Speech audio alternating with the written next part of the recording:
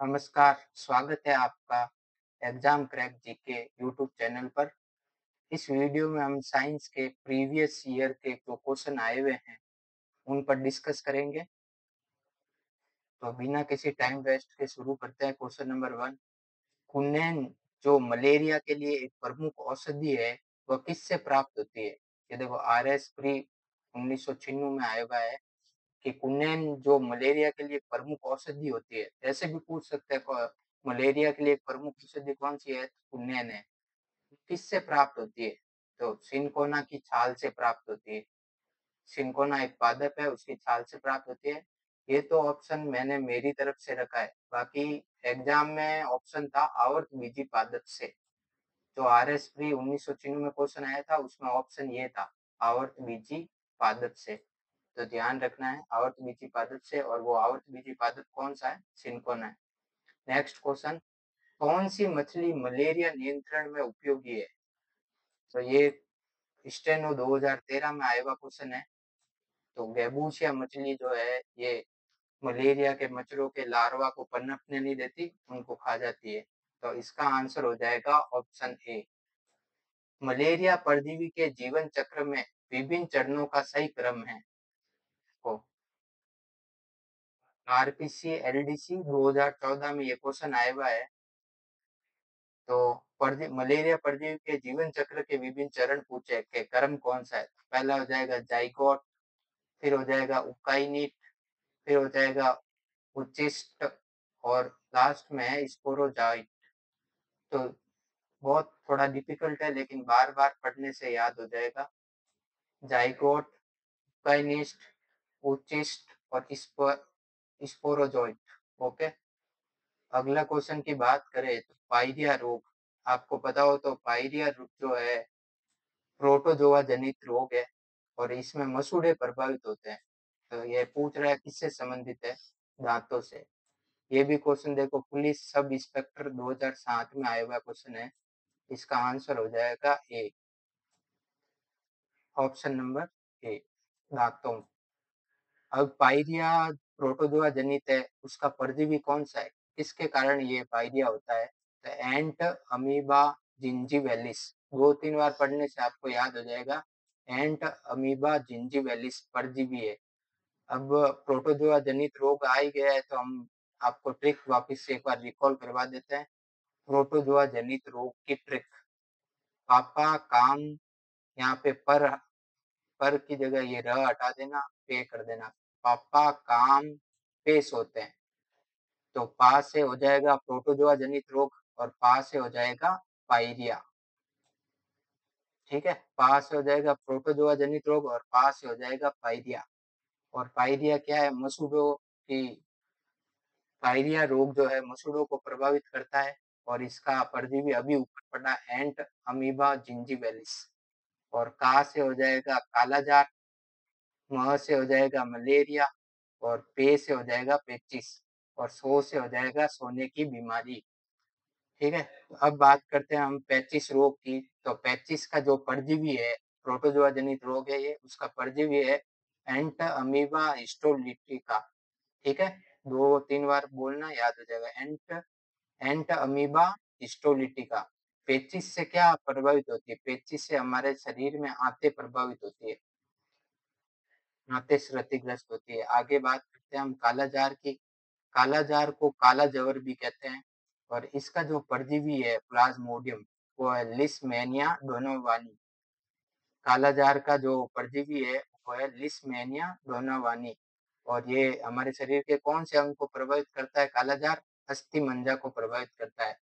हम बात करते हैं मलेरिया की। तो मलेरिया हमारे शरीर में क्या प्रभावित करता है? तो वो तिल्ली और आरबीसी, रेड ब्लड सेल को प्रभावित करता है मलेरिया। और इसका जो है मादा एनाप्लिज मच्छर से मलेरिया फैलता है। प्लाज्मोडियम मादा एनाप्लिज सोते हैं। अब सो से क्या हो गया? सोने की बीमारी। तो सोने की बीमारी में प्रभावित अंग क्या हो जाएगा? मस्तिष्क। मस्तिष्क प्रभावित होता है, और इसमें कौन सा परजीवी है? ट्रिपेनोसोमा। सोने की बीमारी में क्या याद रखना है? प्रोटोजोआ जनित बीमारी है, और इसमें किससे होता है? तो वो होता है ट्रिपेनोसोमा। प्रभावित अंग है मस्तिष्क। बात करते हैं अगले क्वेश्चन की। मच्छर से फैलने वाला रोग है। स्टेनो 2013 में ये प्रश्न आया हुआ है कि मच्छर से फैलने वाला रोग है। तो आपको सबको पता है कैंसर मच्छर से नहीं फैलता। कैंसर फैलता है हमारे शरीर में अनियंत्रित कोशिकाओं के अनियंत्रित वृद्धि के कारण कैंसर फैलता है। तो हम ऑप्शन एलिमेंट करेंगे, 3 है इसमें, तो ये तो नहीं होगा। इसमें भी 3 है, तो ये भी नहीं होगा। तीनों, ये भी नहीं होगा। तो हमारा आंसर क्या निकल के आया? सी। ऐसे एग्जाम में आपको क्वेश्चन सॉल्व करने हैं, एक पता है तो उसकी सहायता से आंसर निकाल देना। क्योंकि पीत जबर में मेरे को भी कंफ्यूजन कि मच्छर से होता है या किससे होता है। मलेरिया सबको पता है। तो अब पीत जबर का बात करें हम, पीत जबर की, तो पीत जबर एक संक्रामक रोग है जो छूने से इधर उधर फैलती है हवा से, इसलिए ये संक्रामक रोग है। पीत जबर विषाणु जनित रोग है। ये जेल पेरी 2018 शिफ्ट फर्स्ट में ये क्वेश्चन पूछा गया है कि पीत जबर कैसा रोग है, या जीवाणु जनित रोग है, विषाणु जनित रोग है, या प्रोटोजोआ जनित रोग है। तो ये हमारा विषाणु जनित रोग है। वापस रिपीट हो सकता है ये क्वेश्चन, 2018 का ही है। अभी पीत जबर कौन से मच्छर के काटने से होता है? तो पीत जबर जो है एडिस इजिप्टियाई मच्छर के काटने से या उससे फैलने वाला रोग है। चलते हैं हम नेक्स्ट क्वेश्चन में। उल्टी एवं दस्त लगने पर शरीर के निर्जलीकरण के दौरान किसकी कमी हो जाती है? तो निर्जलीकरण मतलब निर्जल, शरीर में पूरा निर्जल, पानी की कमी हो जाना। ये आया है पुलिस कांस्टेबल 2006-7 में। उल्टी ये दस्त लगने पर हमारे शरीर में NaCl की क्या हो जाती है? कमी। इसको कहते हैं सोडियम क्लोराइड। और हमारे घर की बात करें तो टेबल पे नमक जो रहता है वही है NaCl, सोडियम क्लोराइड। कौन सा रोग मच्छर के काटने से नहीं होता है? तो मलेरिया मच्छर के काटने से होता है, चिकनगुनिया मच्छर के काटने से होता है, डेंगू मच्छर के काटने से होता है।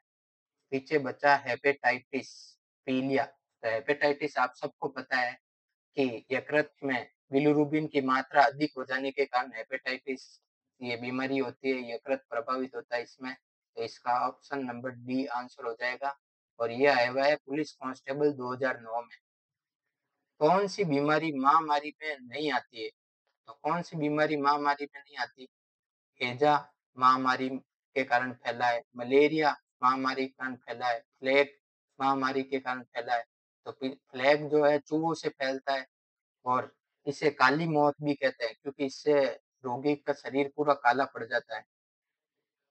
मलेरिया प्रोटोजोआ जनित रोग है, हैजा जीवाणु जनित रोग है, और कैंसर जो है अनियंत्रित कोशिकाओं की अनियंत्रित वृद्धि के कारण कैंसर होता है। तो ये महामारी नहीं है, आंसर हो जाएगा ए। इसके इलाज में कीमोथेरेपी का उपयोग करते हैं? तो कैंसर के इलाज में कीमोथेरेपी का उपयोग किया जाता है, खासकर स्तन कैंसर में कीमोथेरेपी यूज ली जाती है। तो आंसर हो जाएगा ए। ये इम्पोर्टेंट क्वेश्चन है, वापस रिपीट हो सकता है। श्वेत फुस्फुस कैंसर का मूल कारण है? जो श्वेत फुस्फुस कैंसर है, ये पूरा एक ही लाइन में पढ़ो, श्वेत फुस्फुस कैंसर का मूल कारण है। तो इसका मूल कारण है एस्बेस्टोस। और ये आया हुआ है ACF FRO एग्जाम 2021 में। सब रिपीटेड क्वेश्चन। चलते हैं next question, question number 11।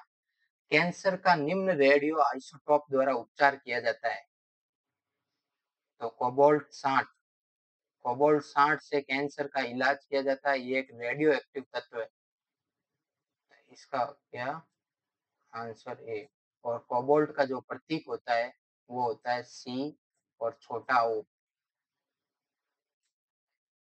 Okay, next question. वायु जनित रोगों का समूह है। ये पुलिस सब इंस्पेक्टर एग्जाम 1991 में आया हुआ, ये कैंसर का निम्न रेडियो आइसोटोप द्वारा उपचार है। ध्यान में रखना, क्वेश्चन इंपोर्टेंट है। Next question. वायु जनित रोगों का समूह है। तो वायु जनित रोगों के समूह में ये भी क्वेश्चन LDC 2012 में आया हुआ है, RPC LDC। हाईकोर्ट एलडीसी में तो साइंस है ही नहीं, आपको पता है। 50 नंबर की हिंदी है, 50 नंबर की इंग्लिश है और 50 का जीके। अब बात करते हैं इस क्वेश्चन की। तो वायु जनित रोग पूछा है इसमें, तो हम ऑप्शन एलिमेंट करते हैं। बताओ कैंसर वायु जनित रोग है क्या? नहीं, तो ये डी तो नहीं हो सकता। मधुमेह, शुगर, क्या ये कैंसर जनित है क्या? नहीं, ये तो इंसुलिन की मां बनने से वो मधुमेह हो जाता है। एनीमिया, रक्त में आयरन की कमी के कारण एनीमिया होता है, ये भी वायु जनित नहीं है। टीबी, टीबी भी वायु जनित नहीं है। एड्स, एड्स अगर वायु जनित होने लग गया तो फिर गड़बड़ हो जाएगा मामला, तो ये भी नहीं है। तो पीछे कौन बचा? ऑप्शन में, ऑप्शन एलिमेंट में बी चला गया, सी चला गया, डी चला गया, पीछे बचा ए। ऑप्शन नंबर ए इसका आंसर हो जाएगा। सार्स, स्वाइन फ्लू और निमोनिया। बात करते हैं अगले क्वेश्चन की। क्वेश्चन नंबर 13, क्रिटिनिज्म क्या है? यहाँ पे क्या पूछा गया है? क्रिटिनिज्म क्या है? ऑप्शन देखते हैं हम। यौवनावस्था में होने वाला एक रोग, बच्चों में होने वाला एक रोग, वृद्ध व्यक्ति में होने वाला एक रोग, या स्त्रियों में होने वाला एक रोग। तो इसका आंसर हो जाएगा बच्चों में होने वाला एक रोग है क्रिटिनिज्म। इसमें थायरॉक्सिन की कमी के कारण ये रोग हो जाता है। थायरॉक्सिन की कमी हो जाती है इस रोग में, सॉरी। चलते हैं अगले क्वेश्चन में। Question number 14। देखो हिंदी में भी ध्यान रखना जरूरी है। कई बार हमें सिर्फ पता होता है फिल पाँव हाथी रोग, फिल पाँव हाथी रोग, फिर आ जाता है ये सलीपत। तो हम एग्जाम में कंफ्यूज हो जाते हैं, क्या सलीपत कौन सी बीमारी, सुना ही नहीं। इसलिए हिंदी में भी प्योर हिंदी के वर्ड भी हमें पता होने चाहिए। सलीपद फील पाँव किस कारण होता है? या अगर आप हिंदी में ध्यान नहीं रखे तो नीचे इंग्लिश में भी क्वेश्चन होता है, उसमें आप देख सकते हैं। ये क्वेश्चन आया हुआ है स्टेनो 2021 में। फील पाँव किस कारण से होता है? तो फील पाँव जो एक कर्मी जनित रोग है और ये होता है सूत्राभ फाइलेरियाई कर्मी। Option number A. फिल पाँव आ गया तो इसके बारे में हम बात करते हैं कुछ एक दो पॉइंट की। फिल पाँव को और क्या कहते हैं? हाथी पाँव रोग भी कहते हैं। ये किससे होता है? ये होता है वुचेरिया ब्रैंकोप्टाई और मुर्गिया मलाई सूत्रकृमि से होता है। इसके कारण लसिका वाहिनी और ग्रंथियों में सूजन आ जाती है और इसे फाइलेरियोसिस कहते हैं। इसको क्या कहते हैं? फाइलेरियोसिस। लसिका वाहिनी और ग्रंथियों में सूजन आने को कहते हैं फाइलेरियोसिस।